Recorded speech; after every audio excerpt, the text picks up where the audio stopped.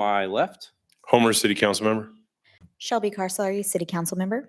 Mike Warrington, City Council President. Dr. Joseph Ford, City Council Member. Tim Berry, City Council Member. Ben Graver, Captain of the Police Department. Donna Davis, Chief Financial Officer. Lance Onstott, Assistant City Administrator. Chad Russell, Fire Chief. Jessica Williams with the City Attorney. Les Mangus, Director of Community Development. Susan Renner, City Clerk. Jennifer McCausland, City Administrator. And we have JT here as well. Okay, all right. All right, invocation tonight is by James Gillespie, Andover Baptist Church.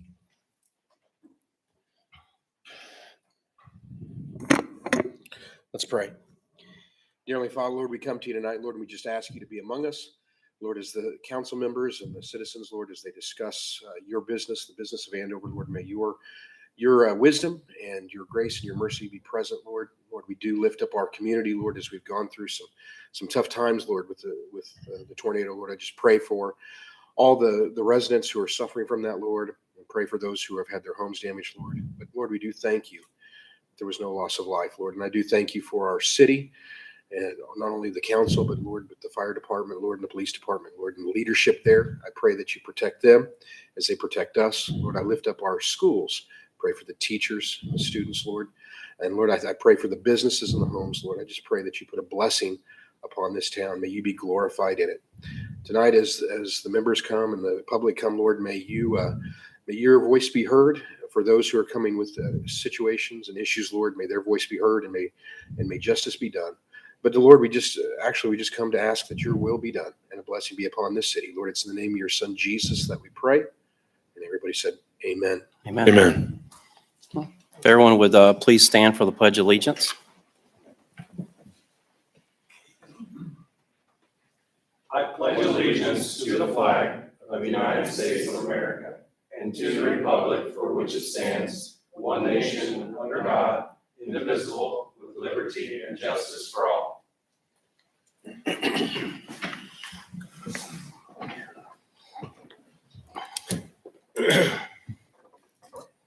All right, we're going to open the public forum. If anyone would like to speak, if you would come up to the podium and say your name and address, please.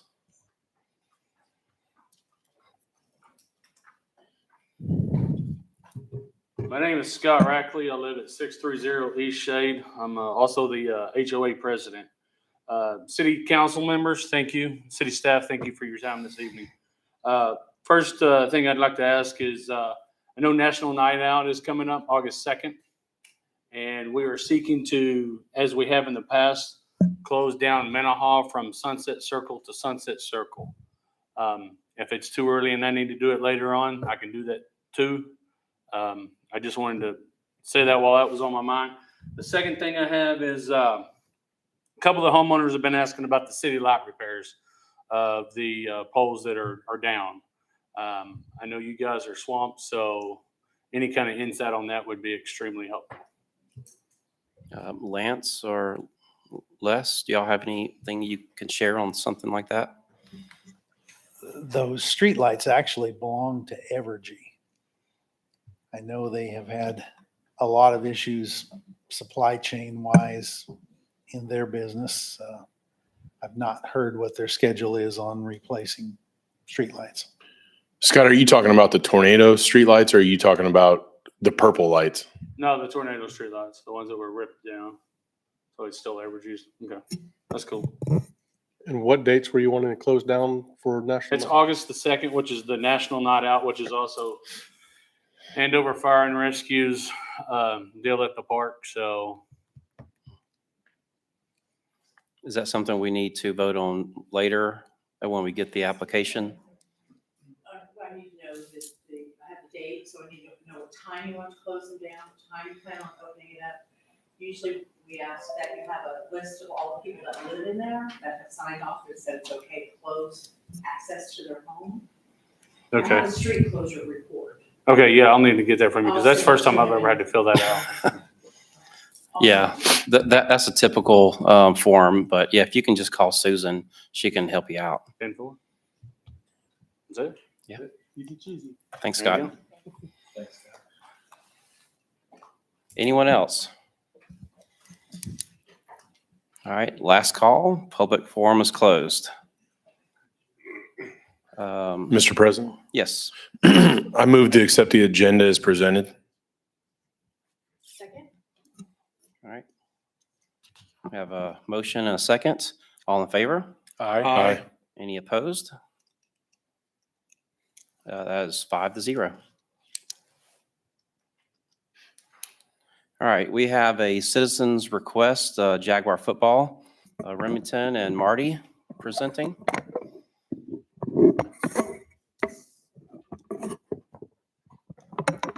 Good evening. You're correct. Both Remington and Marty are here. This will be the third year for the community football pep rally at the amphitheater. They're here to answer any questions you might have. The event is scheduled for September 14. We would consider the amphitheater rented or reserved between noon and 11 p.m. Obviously, the event takes place in the evening. They're expecting around 1,000 people. For your consideration tonight is the waiver of those traditional facility fees that would accompany such a rental, and those typically range between $1,700 and $4,800, depending on the amenities and packages that the agency and city staff would work up.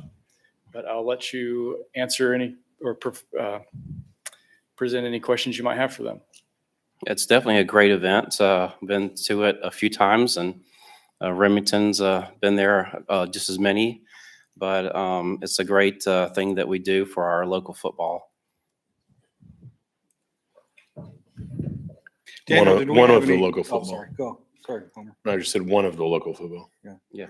One of them. Daniel, did we have any issues last year with trash or anything like that?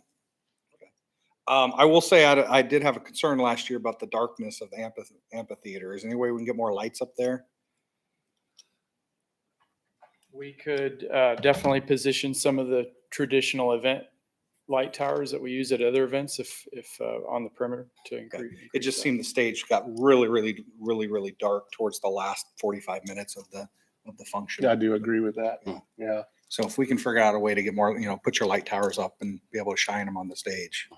So, Mr. President, I move that we approve the waiver of the facility fees for the Jaguar Football Community Pep Rally to be held at the Capitol Federal Amphitheater between noon and 11 p.m. on September 14th, 2022. Second.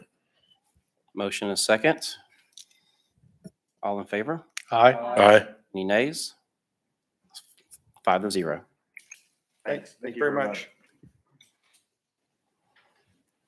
All right, next one is 7.2 Outdoor Pyrotechnic Display Permit, Terradyne. Evan, is that right? Yes. I'm just a representative for the company. I'm one of their shooters, but basically all I'm knowing is I'm here to pick up a permit, if approved. The first time I've ever been to a city council, so.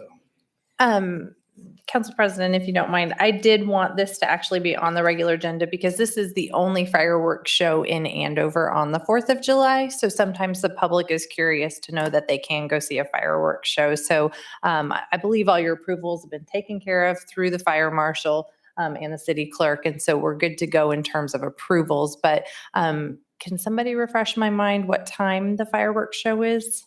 9:45. Hey, look, you're in your packet. Good. And it's I'm open. having trouble. And it's open to the public? It is open to the public. So since that is, there's not a city presented fireworks show, but that is done right here in Andover. I wanted to make sure the public was aware of that.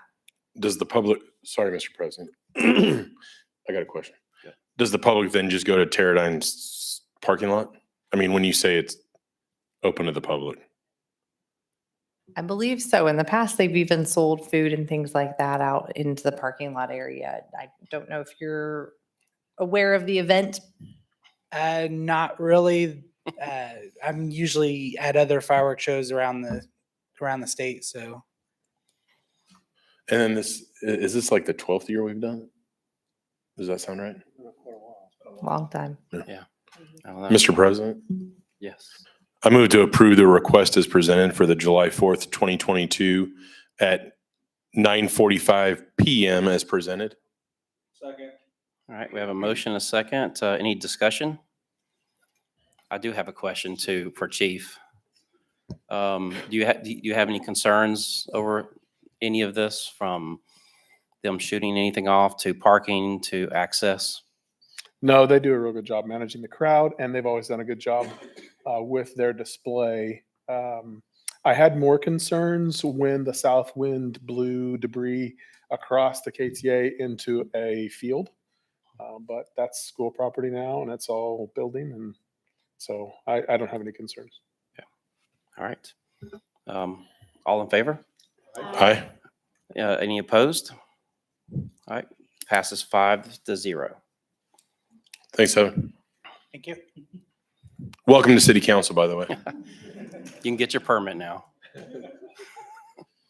All right, next is a consent agenda. Mr. President, Yes. I move to approve consent agenda items 8.1 through 8.6 as presented. A motion, a second. Any discussion? None. All in favor? Aye. Any opposed? Passes 5-0. Okay, neutral or revenue neutral rates. Council President and Council, that's a funny thing to say together. Sorry about that. As you know, last year we became subject to a new law in the state of Kansas, truth in taxation. That does require that every jurisdiction, not just city, but all taxing jurisdictions, acknowledge what the revenue neutral rate would be should you choose to levy the exact same dollars of taxes that you received the year prior. The first step in that process is letting the county clerk know if the intention of the taxing jurisdiction will be to exceed the revenue neutral rate or to maintain it or come in below that when we set our budget. As you all know, we did have a budget workshop on June 18th. The revenue neutral rate for City of Andover would require us to cut our mill by over 3 mills from last year. And the budget that was presented to you on June 18th did not indicate that. It did indicate a flat mill rate, leaving the mill flat at 43.831. So although as we move through the budget process, I would expect your mill rate would stay flat by the time you approve it, it is an exceed of revenue neutral rate of 38 I don't have it right in front of me, but 524. 524. 38.524. It is it exceeds that. If I could get authorization for this, we'll get that notification over to the city clerk and for the public to understand part of the process. It didn't start last year because the way that the law was passed, there was not enough time. But starting this year and moving forward, a letter will go out to every single property owner indicating every jurisdiction's revenue neutral rate if they are exceeding it. And that will happen this year because there is time for all the jurisdictions to get that information into the county clerk. We will also publish in a newspaper of general circulation and on our website, and we will have a revenue neutral rate hearing later in September. Mr. President, Yes, Homer. I move to approve the mayor to sign the intent to exceed the budget revenue neutral rate document. Second. We have a motion and a second. Any discussion? So basically, Jenny, to keep it simple, and we're keeping the mill flat, we're keeping it the way it is, but the state is saying we've grown so much that in order to keep the same amount of money, we have to lower our mill. I mean, we're growing, we have more expenditures because we're growing in more streets, all that fun stuff, but yet we can't spend more than what we made last year because of the growth. Correct. The idea behind revenue neutral rate is that it's the idea that you shouldn't spend $1 more than you spent last year. And so it does not take growth. It does not take anything. It says you should spend the exact same dollars that you budgeted to spend last year. And if you're going to spend $1 more than you budgeted last year, then you're exceeding that revenue neutral rate. And that's when you need to go through this process. And we're keeping the mill rate as it was from last year. Correct. So there's no increase. There will not be an increase in the mill rate. Okay. All right. All in favor? Aye. Any opposed? Passes 5-0. All right, number 10.1, public hearing. If anyone would like to stand up and speak on this public hearing, just please state your name and your address. As I say, we might let people know, this is for the General Obligation Bond Series A 2022.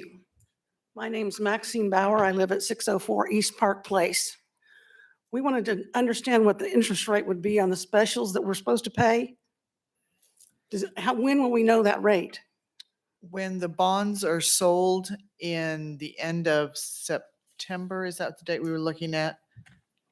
August 30th is the sale. August 30th is the sale. You're as much in the dark as to what the interest rate is as we are. We're hoping for good things, and usually the city, because of our good rating with Standard & Poor's, normally gets a very competitive interest rate. We have several bidders, and it's lower than any individual could get if they were seeking a mortgage themselves. So we owe this before we know what the interest rate's going to be. Is that correct? Correct. If you were to pay off the amount that's on your letter, that's without interest, and you wouldn't pay any interest. If you choose not to and pay it out over 20 years, yes, you'd have to agree to that without knowing what the interest rate is. There are several residents that might not live 20 years. Then it passes on to the next person that Yeah. buys the Okay, property. I just want to verify that. It stays with the property, not with the person. Okay. Yeah, because right now we're well below 2 on our normals. 1.5 is what our last one was, I think.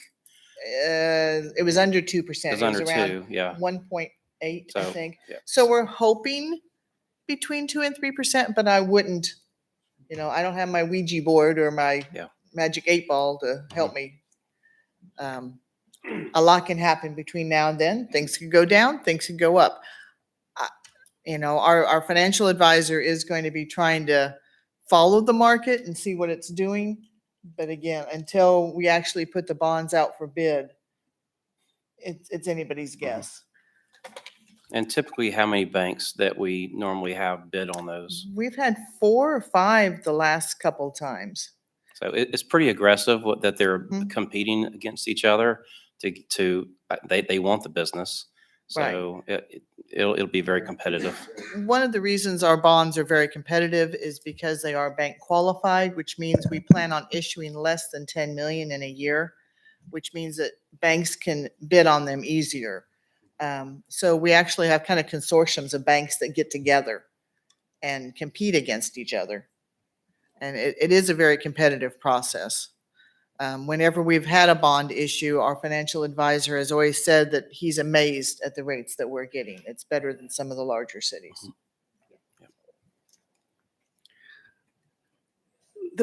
This reads the payment's due August 9th, but we won't even know what the interest is yet.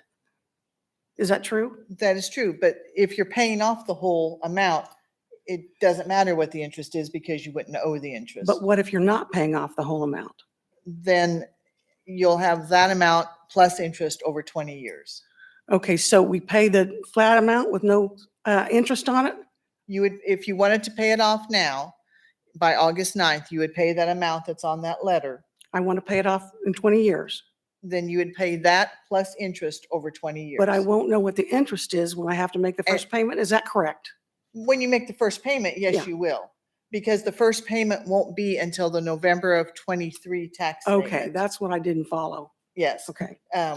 Because the bond's being issued later in the year, there's not time to have it certified onto the November 22nd tax statement. It will be on the November 23rd tax statement. And once we know the interest rate and I've had a chance to spread it all amongst all the properties, I will be sending letters out to the homeowners, a spreadsheet that shows year by year what the principal and interest payment will be. Okay, that's great. I'm curious, though, I'm not sure who to direct this to. Why are Butler County taxes so much higher than Sedgwick County taxes? Can anybody answer that? Unfortunately, we probably all can, but I bet you want me to, so I will. Go ahead. So Butler County is blessed with a community college. So first and foremost, that allows us to pay the taxes for having such community college in our community. We're one of 19 of 105 counties that are home to a community college. So right off the bat, anyone in Butler County is going to pay an additional 1920 mills by having a community college. Then on top of that, there's obviously a lot of economies of scale when you're in a community the size of Wichita or a county the size of Sedgwick County. They spread their costs of government over far more people. So Wichita's taxes are less than Andover's because of that economy of scale. Butler counties are more than Sedgwick counties because Sedgwick County's got more people to spread their costs over. And the school district is higher. USD 385 has a higher tax rate than USD 259. So all of your participating jurisdictions are higher. And then we have an additional one that Sedgwick County does not. So that's a pretty big difference right there. You talk about the Butler County College, but we know that you've built a new high school here in the last couple of years. Are you charging out-of-district students more than in-district students? And if not, why not?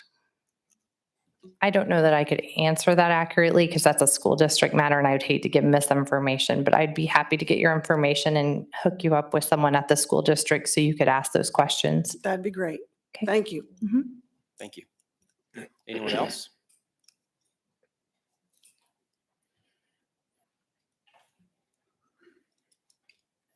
I'm Betty Welty. I live at 824 East Park Place.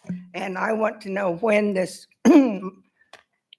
sorry, Maxine kind of asked most of my questions, but I want to know when the interest will actually start, the unknown amount of interest that we're going to pay on this $25,000 that everybody seems to owe you. Once we sell the bonds, the interest begins to accrue. Calculated into the bonds was the first year's worth of interest. So there won't be an assessment to the homeowners until the November 23rd tax statement. Yeah, but how could it already be added in if you don't know what it is? By then, we will know what it is. We'll know at the end of August what it is when we sell the bonds. Okay, I just wanted to know, and then who is responsible? It says, for the pavement, and who's responsible for the cleaning of the streets, like in our little neighborhood? The street department. I can answer that question. So the public streets, the responsibility for maintenance, clearing snow, making repairs, things of that nature is the responsibility of the city. We have a streets department dedicated to that. Well, at the other end of my street, in front of Maxine's house, there's this great huge puddle that's about a foot deep. And it's been there, and it's a mosquito pit. Well, we can definitely take a look at it. It was And- on Park Place, correct? Yes, in front of 604. And on this Yorktown Trail that runs on the outside between Yorktown and our house, there is a whole bunch of puddles that have been there for days, and they're huge mosquito pits. We can And definitely and- take a look at that for you. I don't know exactly who's causing them, but it's a pain. Well, thank you very much for letting us know that information. Anyone else? I'm sorry, as soon as I wrote down that note, I knew that I do know the answer. You were asking about high school out of district. To date, out of district students are not allowed to go to school in USD 385. The state did just pass a law that requires all districts to allow out of district students starting next year. So I do not know what their policy will be moving forward, but there are no out of district students to date. May I question that? Yes, ma'am. It was my impression that there are many Sedgwick County students going here in Andover. They are in the school district. As a matter of fact, more than half of the USD 385 school district resides in Sedgwick County. Okay, thank you. And they do pay our, Andover school taxes. Yes. They do pay that mill levy.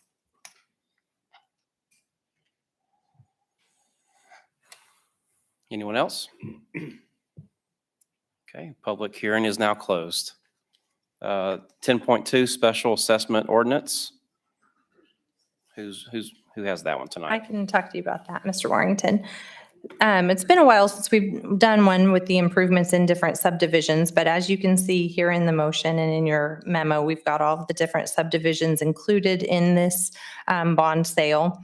This ordinance is where you are stating the dates that Donna spoke about earlier, that if any of those property owners who have been notified once already, upon approval of this, will be notified again, that if they would like to make that payment without incurring any interest costs, they may do so by noon on August 9th in order to avoid those costs. JT? I thought, given the questions, I might just add a little discussion of how that interest rate is set. I thought Council President did a great job. I just want to provide some assurance. So when the city finances these special assessments that the property owners are otherwise obligated to pay, we make those a general obligation of the city, meaning that the entire property within the city and its ability to be taxed is pledged to the payment of those bonds, which results in a much lower interest rate than an individual could ever obtain trying to borrow the money themselves. So instead of you're trying to borrow the money to pay the special assessment for your road improvement yourself, the entire city's ability to levy tax and general obligations are pledged. In addition to that, I think it was the CFO who pointed out that our bonds are bank qualified, meaning that banks can bid on our bonds, not just individuals. But in addition to that, and this is most important, this is why I sit here, the interest paid on the bonds is tax exempt, meaning that the people who buy those bonds don't have to pay income tax on it, which virtually makes it impossible for an individual to get a better interest rate than the city was going to get. It did have a similar sized city just last night that had a bond sale at a similar credit, and it is a 20-year loan. I think that came in at right at 3.8% because rates are up. I think it's been said that we don't know what rates will happen between now and the end of the year. But a really well off homeowner today would probably be getting a loan in the nature of 6 to 6.5%. So I just wanted to provide some assurance that as it relates to the interest rate, it will be less than an interest rate because the entire citizenry is pledging their obligation to be taxed. And I just thought that might be helpful to everyone who's making a decision. What they got was a notice that said, this is what it has cost up until now. And if you want to pay that and not mess with us, that's fine. But there's a reason, of course, that developers and everybody else want the city to finance these improvements. And so there is an advantage to it. And just to confirm that it is an obligation on the land that gets paid every year, it's not an obligation on an individual. I wouldn't want someone to go out and borrow money or pledge other assets in an effort to not incur this obligation, because it is not a personal obligation. And I just thought I should make that clear. Thank you, JT. Yep, very good.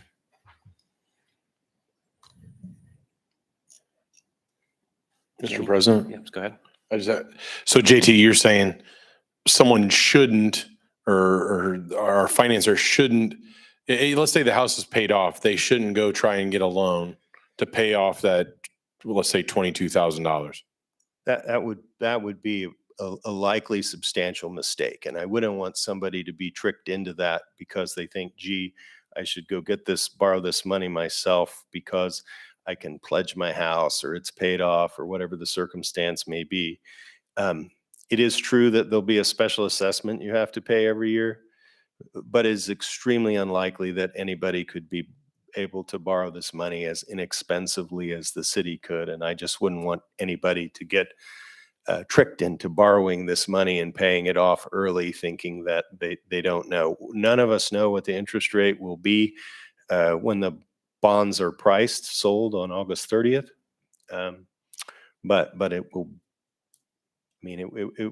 I just wouldn't want somebody to go out and borrow and or get a home loan in order to not have specials on their house. They're very, very common. They pass with the land. And actually, they're not taken into account when you do get a mortgage on your house, which is one of the reasons why they're a popular form of financing.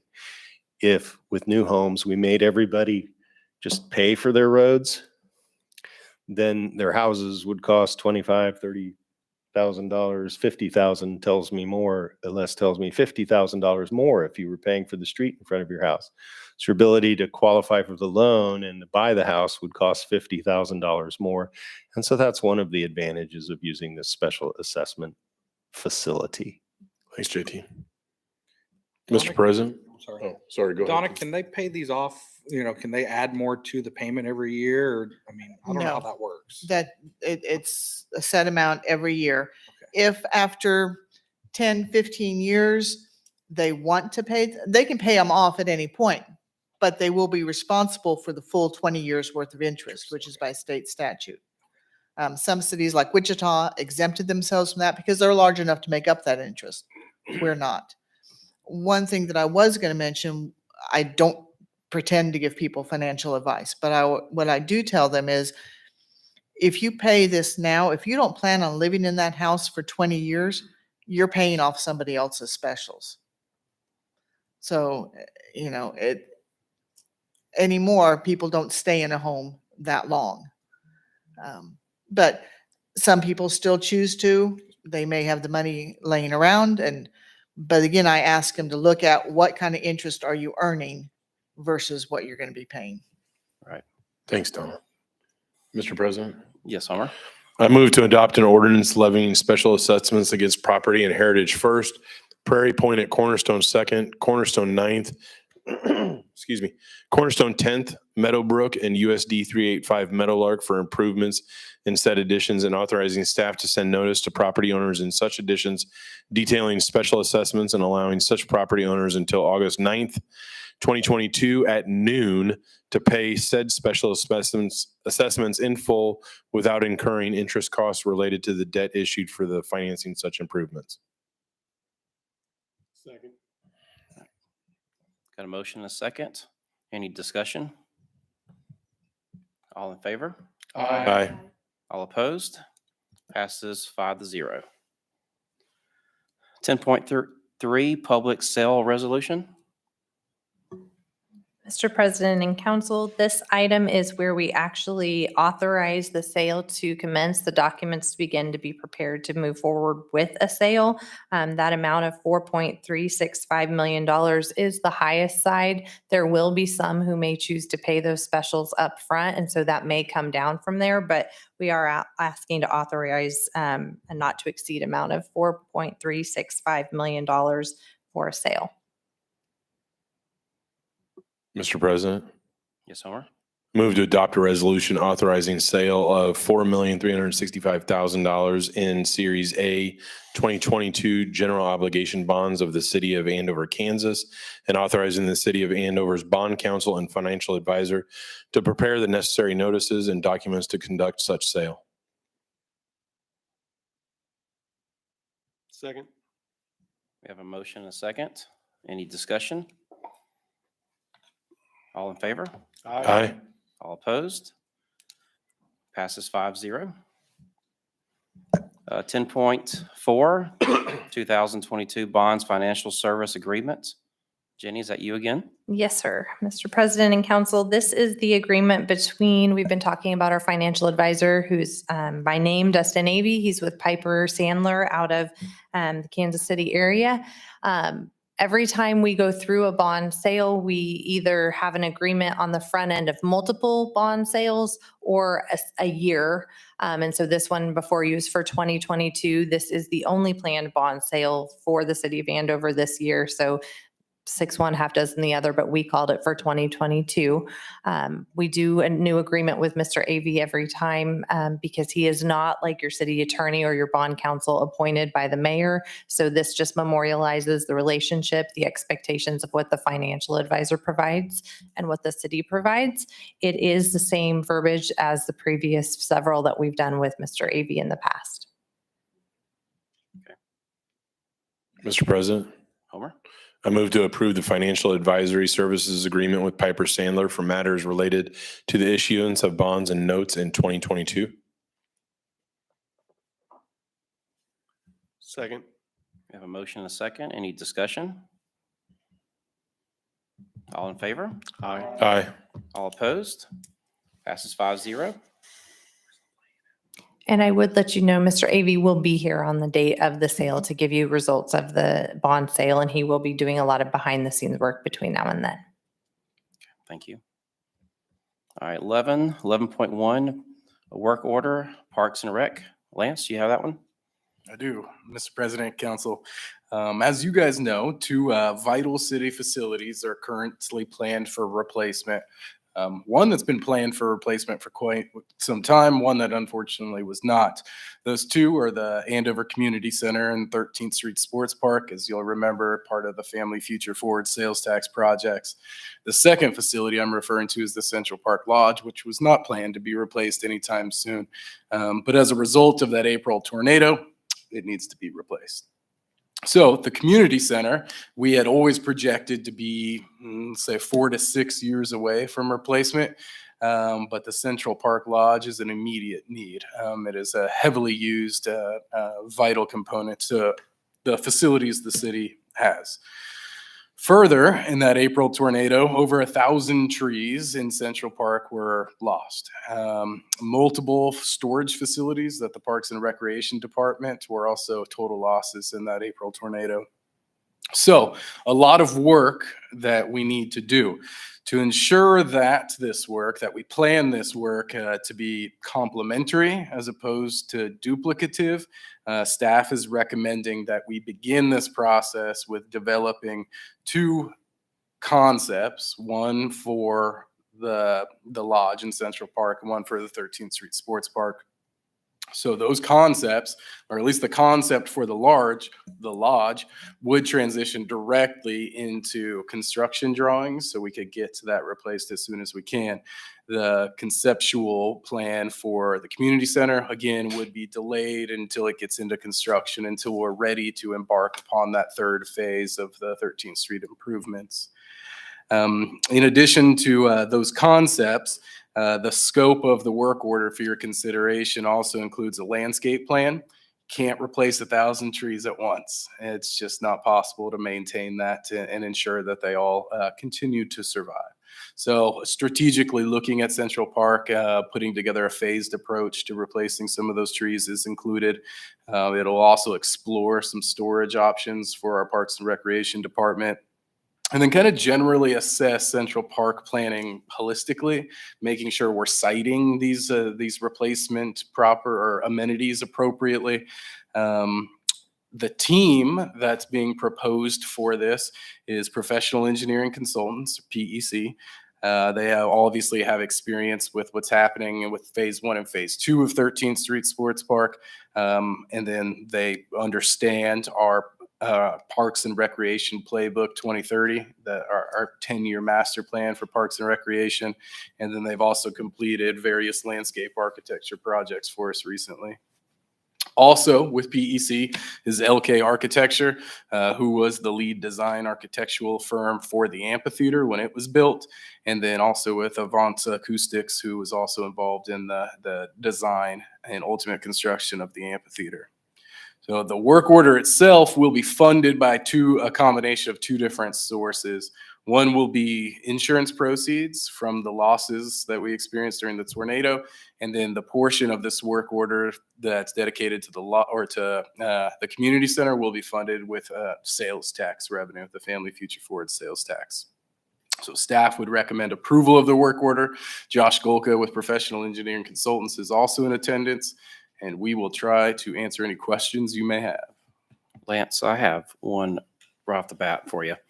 Will they also look at the concept of what we need to do for the amphitheater to house artists and possible new patio sections and stuff like that? Yes, very much so. So part of not only just like what the interior floor plan of a replacement will look like, they'll look at siting, all the various uses that we may contemplate throughout this process. It's their job to kind of pick our brains, formulate a plan, and kind of build some consensus. So they'll, sorry, Mr. President. Okay, go ahead. So they'll come back to us and say, kind of like we're doing with the park right now. They'll come back to us and say, hey, Tim, what's your ideas? Okay. Very much so. It'll be engaging of staff, elected officials, the community. We'll develop a cohesive plan for soliciting that feedback, but that's the intention. Yeah. So before they get completely halfway into it, they'll kind of initially come to the council in a workshop and kind of hear what some of our ideas might be. Yes, that is the intention. Correct. Okay. Does this, Lance, does this include anything to have to do with the dog park? Is that part of this as well? So we will, as you guys will remember, we've actually have the fencing to replace the dog park already on order, but it was delayed. One of the first things we will look at is when we're talking about siting various amenities, we will make sure that that is, we'll explore some other opportunities if they exist. Okay. But yes, we will have them look at that. And part of the thought on ordering that fencing was even if we decide to shift it at all, we're going to need fencing. So, and that's what we were approved payment for because that's what we lost. So that's the right amount of fencing. It's what we're getting. And then if it needs to shift, it can shift, but we'll at least have the fencing available eventually. And that's been material that's been on back order too. So it was good. They went ahead and placed the order. Will I also explore like a new restroom down there near the dog park? No, that's a good question because I think it's programmed for 2024 in our capital improvement program to install a new restroom at the south end of Central Park in addition to an additional parking lot.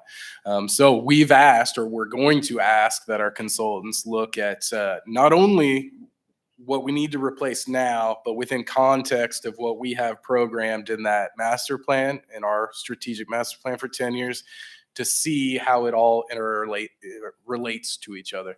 So is there an opportunity to combine multiple projects into one, or is it best to keep it far south and the lodge in the current location? But yes, the answer to your question is yes. Yeah, that's part of your siting, I guess. Correct. Yep. Mr. President. Homer? I move to approve the work order 22-08 with Professional Engineering Consultants, PA, Wichita, Kansas, for architectural and park planning services, and then not to exceed amount of $65,750. Have a motion and a second. Any discussion? All in favor? Aye. All opposed? Passes 5-0. 12.1, bid award for courtyards at Cornerstone. Lance? So petitions and the engineering design agreement for this single family development were accepted and approved by the governing body in April of 2022. Since that time, the consulting engineer and city staff have been hard at work finalizing the engineering design for the water and sewer infrastructure needed to serve these lots. Following that, the completion of those plans, they were advertised for bids, and bids were ultimately opened on June 23rd. For these improvements, 4 bids were received, with the low bid being received from Meese Construction. The low bid is within the petition limits, and all of the associated costs with this project will be paid as special assessments by the benefiting properties. Staff would recommend acceptance of the low bid. They're nearly 200,000 lower than the engineer's estimate. That is correct. Mr. President. Homer? I move to accept the lowest qualified bid from Meese Construction, Wichita, Kansas, in the amount of $587,466 and reject all other bids and authorize the mayor to sign the contract for water and sewer improvements to serve the courtyards at Cornerstone. We have a motion and a second. Any discussion? Was there anything from MKEC or anything? Anything? No. All in favor? Aye. Any opposed? Passes 5-0. 13.1, Project 2, 2022 Street Rehab. Lance? Mr. President, Council. Included in the 2022 adopted budget was $2 million for our annual street rehabilitation program. If you'll remember back to your last meeting on June 14th, phase 1 of our 2022 program was awarded. The proposal for your consideration tonight is for phase 2. Now, phase 2 includes a little bit different of a process than what we typically do for street maintenance, and different than what we did as part of phase 1. So phase 2 is a patented process known as pressure pave. That's why you don't see a number of other bids being before you. It is a single source vendor as a patented process. So the street manager, Vern Tripp, is with us here tonight. If you have any technical questions on that, far more under. Can you knowledge. explain what that is, Lance? Yeah, no, but I'm guessing that your street department manager, Vern Tripp, can. It's basically a micro seal. You have to go up to them, yeah. Even though we could hear you, but. Sorry, Vern. Well, you know, the director of public works and utilities is watching from home, so he'll want to hear too. Basically a micro seal. The same thing as our HA5 product we do. It's just a little bit finer of a material they apply it with the truck they apply it with is a kind of puts it with the pressure, and it really fine seals a lot of the cracks that are in the roadway, which allows us to not have to come in and do a lot of the crack sealing, which we have to do prior to the HA5. So it's pretty much it in a nutshell. Will they come in, because you guys are actually doing my street, or it's proposed up here. We have several, 3-inch cracks in the asphalt. Will they come in and? We are currently doing those in these areas right now. Okay. We're going to go through and do all the large crack repair. Okay. Anything, I think it seals anything under, let's say, 1/2 inch to 1/4 inch. Okay. So, and we will do some crack sealing, but a lot of these streets we're going to do is kind of a trial area to kind of see how it goes. Rick and I did spend some time in Olathe. They currently are using it. We went up there and looked at some of those current streets that they did. Some of the newer ones they did, and we compared them to some of the older ones they did to kind of see how it holds up. And for the most part, everything looked good. This is why we wanted to proceed. And is there less headache for the citizen as well? I'm sorry, what was Is there that? less headaches? So, they don't have to worry about a machine coming in and milling it and then coming back, or? No, the machine will come in, but it'd be like the HA5 process. I'm assuming they'll come in, shut the road down. I don't even know if it's 24 hours. The road will be back open. Okay. So, Mr. President. Yes, Homer? Vern, will this help maybe like with snow removal or any kind of street upkeep like that as far as? it won't help with snow removal, no, but as far as it'll help with the longevity of the roads, which will prevent us from having to go in and do a 2-inch mill and overlay a little bit longer. So. Okay. Thank you. You're welcome. Mr. President. Yes, Homer? I move to accept the proposal from Donaldson Construction Company LLC from Clever, Missouri for street maintenance in the not to exceed amount of $224,869.25. Second. We have a motion and a second. Any discussion? All in favor? Aye. Any opposed? Passes 5-0. Thanks, Vern. 14.1, the Central Park repairs, replacement of LED screens. Lance again. Yeah, Rick owes me lunch when he comes back, doesn't he? So, yeah, Vern included. Lance show tonight. Yeah, it is, unfortunately for us all. But both screens at your Capitol Federal Amphitheater sustained damage during the April tornado.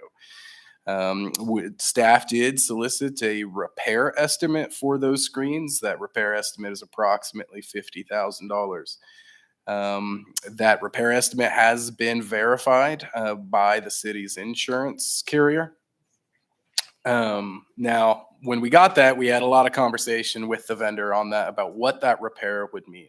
They're up and running now with some borrowed equipment from the vendor, but the permanent repair does have some presented some concerns from staff, mainly because there will be minor variances in the coloring when we replace that based on the way the technology is repaired.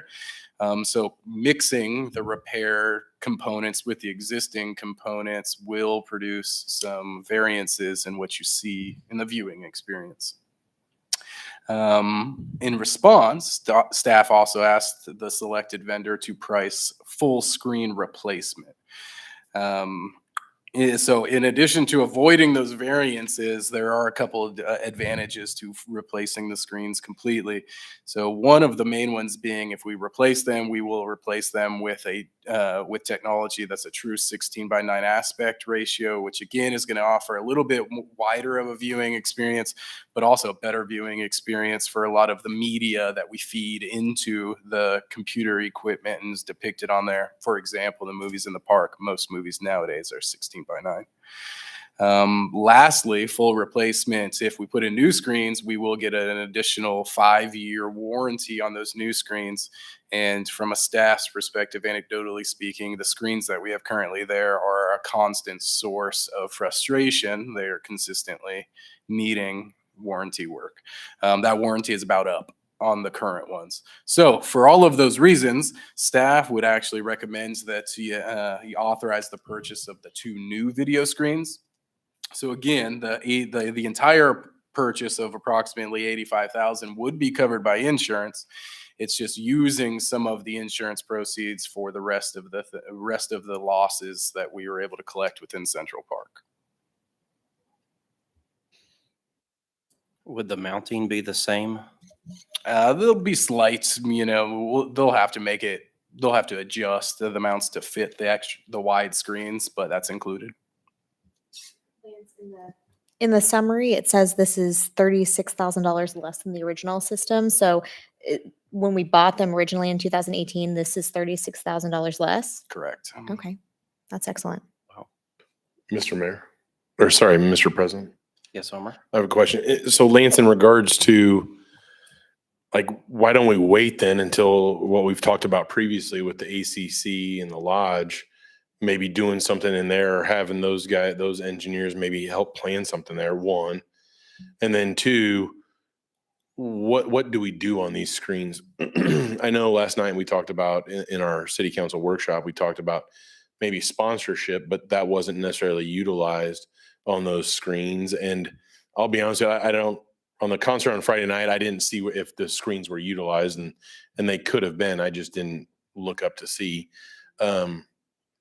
Do we get any kind of revenue from them, or? So they are part of our sponsorship packages, is that we will use those to display messages from sponsors. We use those obviously in our Movies in the Park series. So Hometown Christmas, basically every event within Central Park utilizes those video boards for one reason or another. And then at the concerts, typically they are showing camera footage, live footage of the concert on stage. One other thing I would add, just having been very involved in the naming rights agreement, it is part of your naming rights agreement with Capitol Federal Amphitheater that they paid for the screens when we built the amphitheater, and they must stay up as part of your 10-year naming rights, because that is part of the structure in that agreement. I'm sure functioning properly. And I just wanted to see maybe if there's a spot that, like, to get better than maybe this. Like, is there even better option out there, or is this it? I mean, as far as screens go and what Next has. I think that, from with the work that staff has done, they've identified this as the best solution working with Next.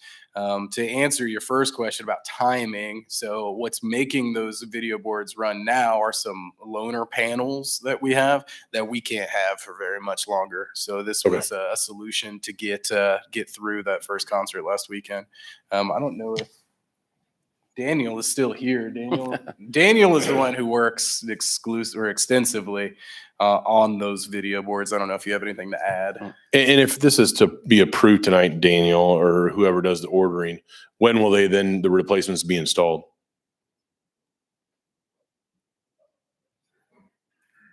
I don't have that answer. Okay. I don't know if they have a hard timeline on the new panels. But Well, if we wait till Black Friday, won't we get a better deal? I'll get you a 48 inch. Yeah, Best Buy.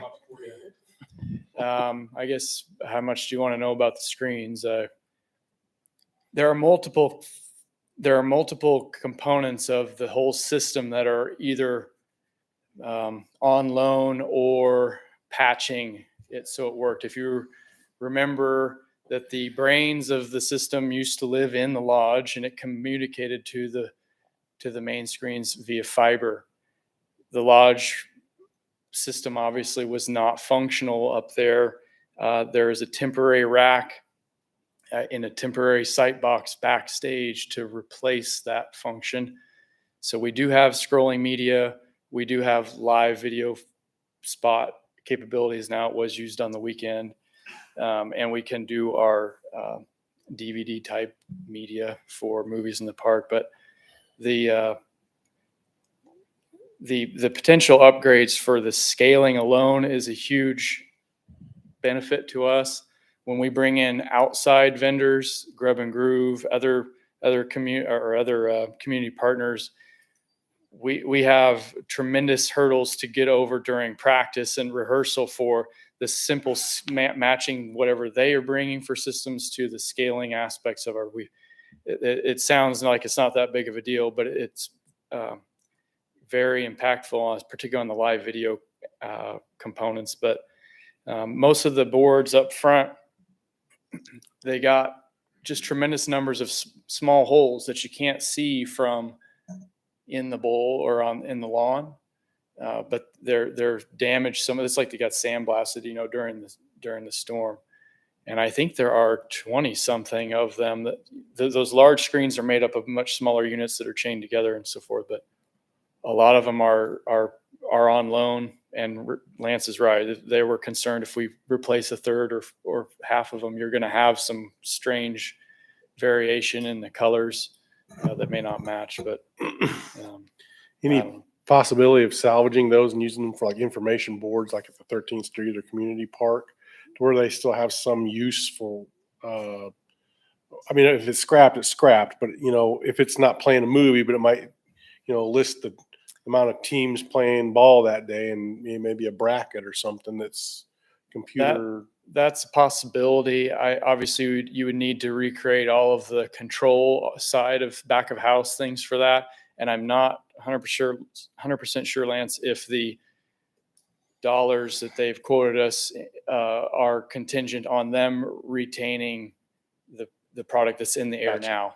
I'm not sure. That might be written in there. I kind of think that maybe it is, but. Thanks, Daniel. Mr. President, I did. So, is this the only company in town that does this, or the only company in this region that does this? We went through an extensive process when we built the amphitheater to find the screen solution that actually ended up being a really specialty piece of this. And we actually went into their Wichita showroom to test the facility and see what the screens were going to look like. And Les is nodding because we got to go on the field trips together and look at them. So it may feel like we didn't do much due diligence on this now, but 2017, there was a lot of time spent on selecting the vendor for the screens. And I'm sure it works with the components that we have currently too. Correct. And if the tornado had not happened and we were about to expire our initial 5-year warranty service arrangement, we would be exploring extending that. It's a tremendously specialized piece of equipment. I mean, Rick and I know a little bit about it, but we aren't trained or positioned to go up and identify all of the components that can potentially fail on such a big outdoor system. So we would likely be looking at a 4 to 5 digit maintenance package, to extend on its own if none of this had happened anyhow. And Mr. with President. this plan, we would reset that clock to get us a fresh 5-year term with Warranty. that. One of the big advantages to using Next LED is they're a hometown Wichita company. We looked at half a dozen different suppliers. 2 or 3 had similar products, but they're from miles away. These guys are in town and they've been very responsive. When things happen, they're right here. It's their hometown. They come out, take care of it, and move on. Mr. President? It's probably a nice marketing feature for them as well, being local and a nice amphitheater, as well. Homer? You were there. Mr. President, I move to authorize the replacement of 2 video screens from Next Wichita, Kansas in the amount of $84,940.45. Second? Got a motion and second. Any discussion? All in favor? Aye. Aye. Any opposed? Passes 5-0. 15.1, Andover Fire Rescue Land Purchase. Lance is going to talk? Chief Russell. Take a small break. Yes, Mr. President, Council, thank you. I am not Lance, but I'll do my best. I am bringing to you this evening a contract to purchase some land. So the backstory is several years ago, we purchased the land at the corner of Minnehaha and Andover Road to build your second fire station. We bought the entire lot that was available for sale. However, the bottom, I'm sorry it blurred. It looked good on my screen when I put it in there, and it looked good on my screen after it was in. So I apologize. But the bottom 38 feet, or roughly 40 feet, that goes across the entire strip there next to Minnehaha. So all the way from the east to the west property line is actually owned by the Homeowners Association, and it's called Reserve A.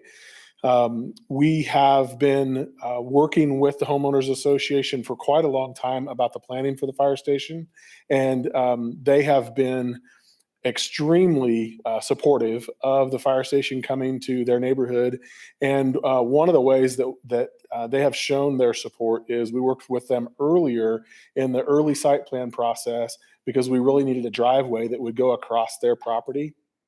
And they were willing to allow us to do that.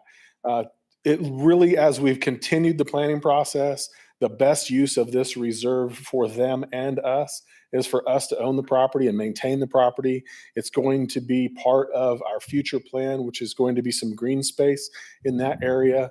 And so it just makes sense for everyone if we were to purchase the property. We worked with the Homeowners Association and we're able to negotiate the contract that's before you. It's a purchase price of $16,500. We also agreed to cover the closing costs. So we expect the entire package to not cost us more than $20,000. So I'd be happy to try to answer any questions.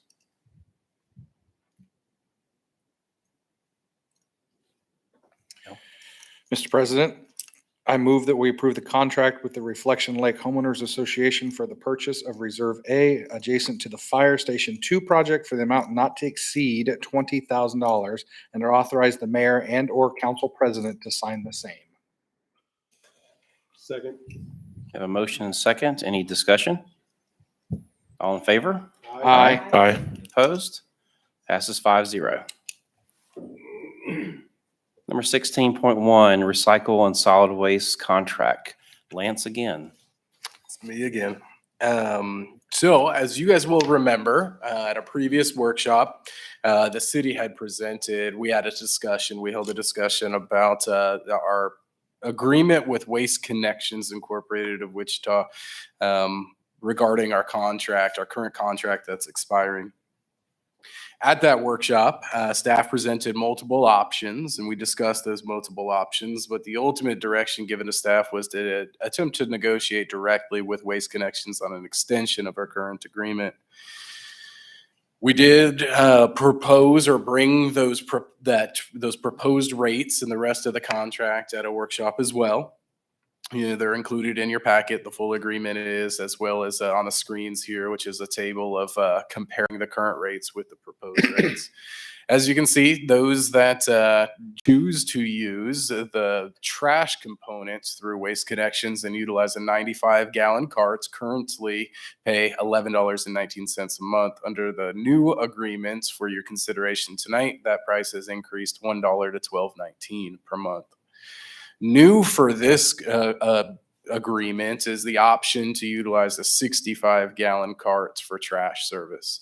So again, current not offered, that is $10.19 per month under this contract. So if you're using currently a 95-gallon cart, you realize that you don't need that much trash service and you reduce it to a 65, you'll actually save $1 a month under the new agreement. Recycling is $4.90 per month. Under the new agreement, it is $6.70. And then you can see the rates for additional trash carts if you so choose to utilize that service. So the term of the agreement is for 5 years. The rates that you see here are locked until 2023. I believe it's August of 2023. And then after that, there can be, and prices cannot increase, or rates cannot increase more than 3% in any year for the terms of the contract. So in addition to what you see here, the agreement does include that all service at all city facilities is at no charge. One Capitol Federal Amphitheater concert will be provided or served at no charge. So this is trash service and obviously portable restrooms. Greater Andover Days, same situation. Those services are provided free of charge. The grass clippings, the green waste that we collect here in Central Park will continue to be collected by Waste Connections free of charge. And then they will also continue to provide the needed services for our spring citywide cleanup. So staff would recommend approval of the agreement. If approved, it would take effect August 1st of this year and terminate at the end of July 2027. Mr. President. Homer. I move to authorize the mayor to sign an agreement with Waste Connections Incorporated, Wichita, Kansas, for collection of residential refuse and recyclables and other related services within the city of Andover, Kansas. Second. Have a motion and a second. Any discussion? I do, Mr. President. Lance or Donna, one of you guys might be able to, but in this whole negotiating of this contract, have you mentioned how difficult it is for, I think, Donna, you've complained how difficult it is for Paula to contact them, or it's hard for, did we bring that up at all, or? I think as with many businesses, they've had issues with keeping staff. And that's part of either there's been changeover or there's been a shortage of staff. I think they're working through that. I think with this contract now, they've been told that if somebody's trash has been missed, they're to contact Waste Connections directly instead of contacting us, and then we contact Waste Connections. Yeah, because in here it states that they'll come the same day if it was their fault, if it was Waste Connections' fault, Right. WCI's fault. So, okay.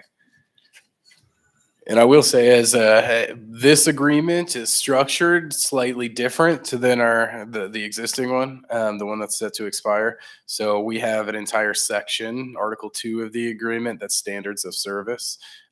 We've really, for lack of a technical term, really beefed up what we're expecting from not only a customer service perspective, but also a client relationship perspective between us, the city, who's managing the billing and a lot of that, and Waste Connections.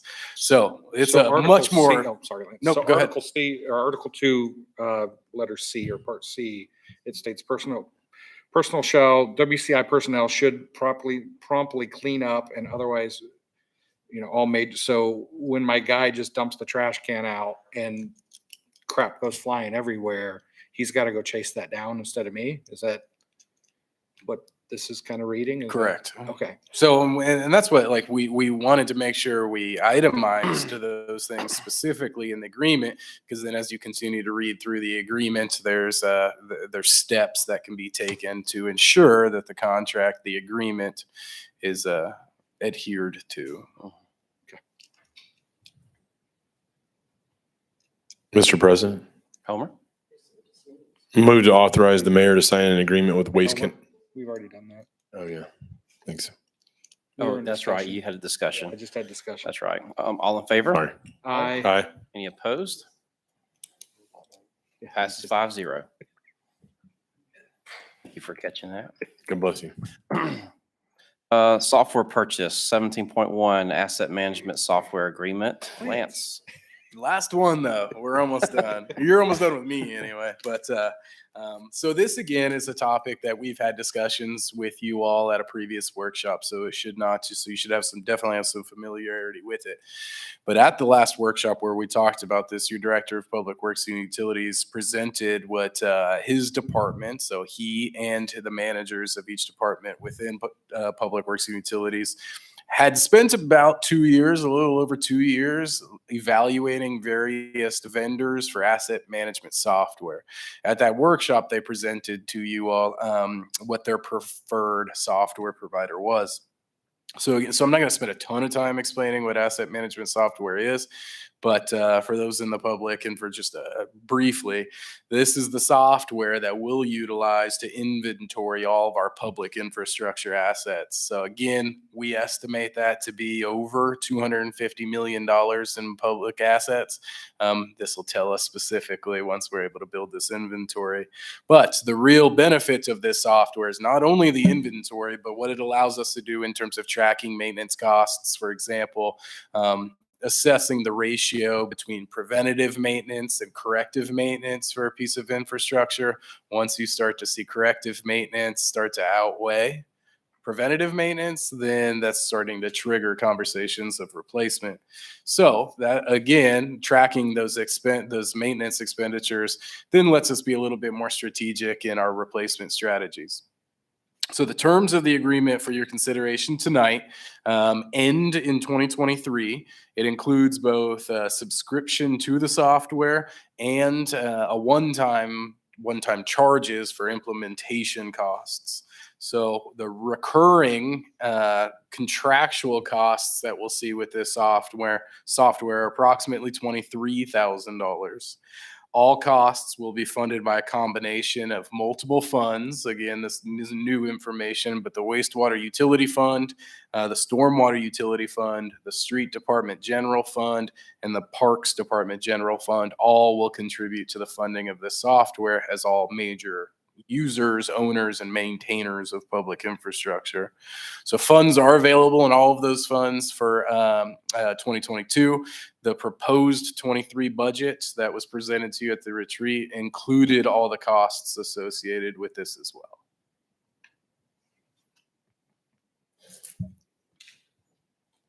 Mr. President, Homer? I move to approve a purchase agreement with Cartograph Systems LLC, Dubuque, Iowa, in the not to exceed amount of $60,785.19. Second. Have a motion and a second. Any more discussion? All in favor? Aye. Any opposed? Passes 5-0. All right, we have 4 and 18 unsafe structures, and Chip do you have something to go over with us on this? Yes, sir. This council meeting, I just present 4 structures that will begin the process of being put on the demolition list. As we discussed last council meeting, these follow the timeline established by the state and adopted by the city. So we're just beginning the process on these homes. Just so you're aware, one of the houses we talked about at the last council meeting, the demolition has already been complete and those funds have been refunded to the homeowner. So. We do need individual motions. I'm sorry to be the bearer of bad news on each of these items. Mr. President. Homer? I move to adopt a resolution fixing the time and place and providing notice of a public hearing before the governing body of the city of Andover, Kansas, to consider the condemnation and ordered repair of demolition of a structure at 136 Hamlin Road that is a public nuisance, dangerous, or unsafe. Said public hearing shall be held September 13th, 2022 7 PM at 1609 East Central Avenue, Andover, Kansas. We have a motion and a second. Any discussion? All in favor? Aye. Any opposed? Passes 5-0. 18-2. Mr. President, Homer. I move to adopt a resolution fixing the time and place and providing notice of a public hearing before the governing body of the city of Andover, Kansas to consider the condemnation and ordered repair or demolition of structure at 709 East Hedgewood Street. That is a public nuisance, dangerous, or unsafe. Said public hearing shall be held September 13th, 2022, 7 PM at 1609 East Central Avenue, Andover, Kansas. We have a motion and a second. Any discussion? All in favor? Aye. Any opposed? Passes 5-0. Mr. President, Homer. I move to adopt a resolution fixing the time and place and providing notice of a public hearing before the governing body of the city of Andover, Kansas to consider the condemnation and ordered repair or demolition of a structure at 804 South Hedgewood Street that is a public nuisance, dangerous, or unsafe. Said public hearing should be held September 13th, 2022 at 7 PM at 1609 East Central Avenue, Andover, Kansas. We have a motion and a second. Any discussion? All in favor? Aye. Any opposed? Passes 5-0. 18.4. Mr. President, Homer. I move to adopt a resolution fixing the time and place and providing notice of a public hearing before the governing body of the city of Andover, Kansas to consider the condemnation and ordered repair or demolition of a structure at 746 South Hedgewood Street that is a public nuisance, dangerous, or unsafe. Said public hearing shall be held September 13th, 2022, 7 PM at 1609 East Central Avenue, Andover, Kansas. I have a motion and a second. Any discussion? All in favor? Aye. Any opposed? Passes 5-0. Chip, thanks for the update from last meeting. I appreciate that. Also, Chip, I'd like to say thank you for all your hard work. I know it's very tedious to be out there doing what you do, evaluating all these properties. Thank you. Thank you. It's a team effort to get this done, so. Thanks, Chip. Executive session 19.1. We have two of these. The first one is attorney-client privilege, KSA 75-4319B2. Mr. President. Homer. Move to recess into executive session for consultation with the city attorney pursuant to KSA 75-4319B2, which would be deemed privileged to the attorney-client relationship. The session is to include the governing body, city attorney and associates, and city administrator. The open meeting will resume at 8:28. Motion and second. Any discussion? All in favor? Aye. Any opposed? Passes 5-0.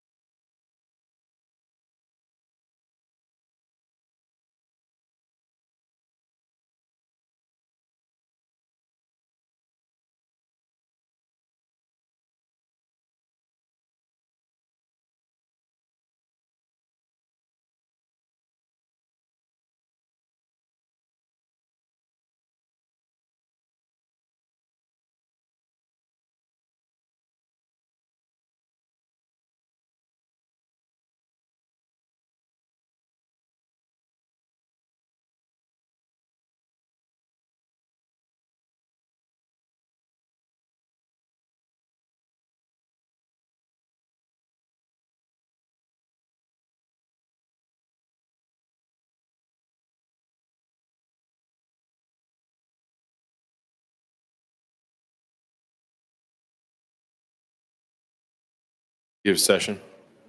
Second. Obviously, no discussion. All opposed? I mean, not opposed. All in favor? Aye. All right, any opposed? Passes 5-0. Mr. President, I move to recess into executive session for discussions relating to the acquisition of real property per KSA 75-4319B6. Session to include governing body, city attorney and associate, city administrator, community development director, and assistant city administrator, and resume in open session at 8:46. Motion and second. All in favor? Aye. Any opposed? Passes 5-0.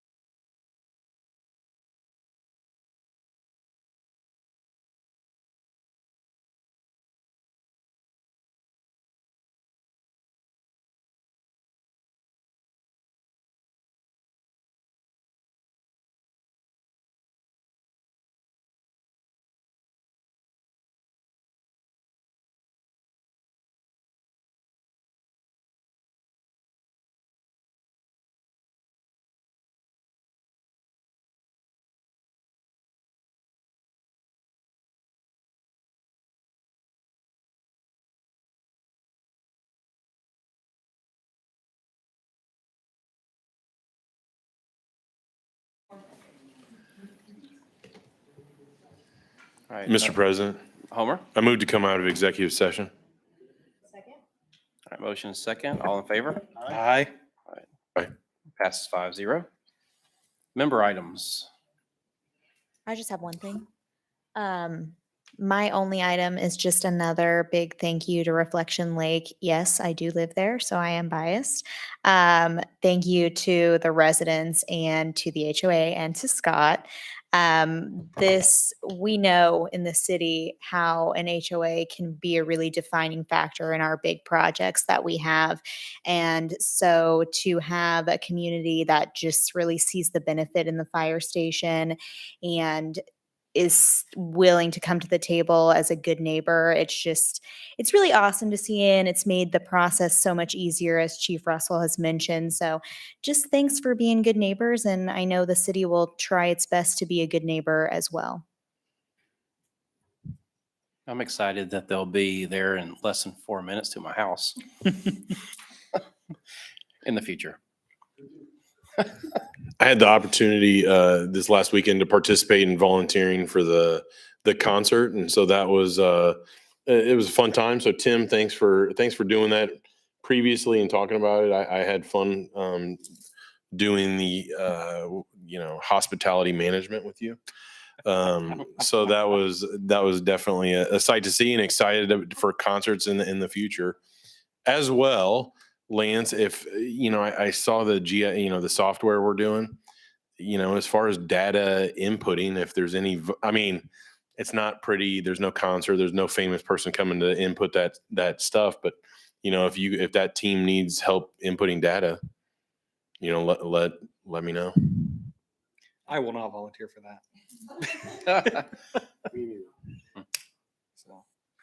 Well, I think the concert and the Taco Fest was awesome, and there was a lot of people at the Taco Fest. I didn't expect to see that many people there, but it was pretty amazing to see all different kinds of people from, gosh, I don't know where, but there was a lot of people there. I just want to thank city staff for the concerts, and Daniel and Chastity and Rick, everybody who helped with the concerts and Taco Fest. It was fantastic.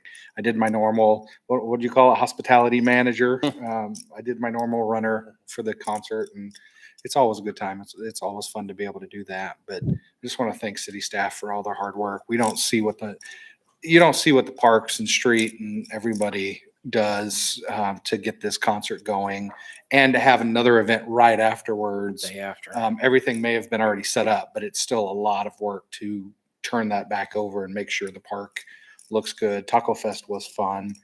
I do want to tell everybody, have a safe 4th of July. That is this coming weekend. So please don't blow your fingers off, all that fun stuff. Hopefully the fire department will not be busy. Hopefully, knock on wood. Hopefully the police department won't be busy, but I'm sure they'll get their noise complaint calls like every year. So that's all I have.